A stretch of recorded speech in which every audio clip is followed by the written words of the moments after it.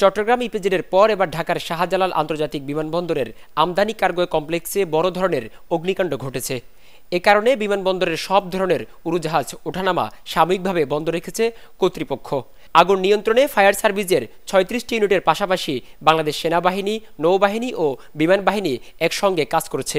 এছাড়া ঢাকায় নামতে না পেরে অন্যান্য বিমানবন্দরে গেছে ৯টি ফ্লাইট।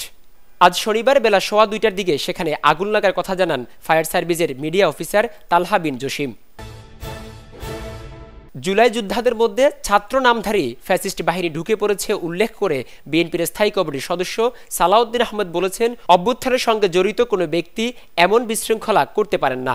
ছাত্র নামধারী ফ্যাসিস্ট বাহিনী গতকাল সংসদ ভবন এলাকায় বিশৃঙ্খলা করেছে।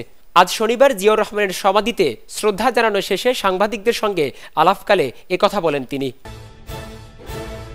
জুলাই যোদ্ধাদের নামে আওয়ামী ফ্যাসিস্ট বাহিনী সংসদ এলাকায় বিশৃঙ্খলা করেছে এমন মন্তব্যের তীব্র নিন্দা জানিয়েছেন জাতীয় নাগরিক পার্টির আহ্বায়ক নাহিদ ইসলাম।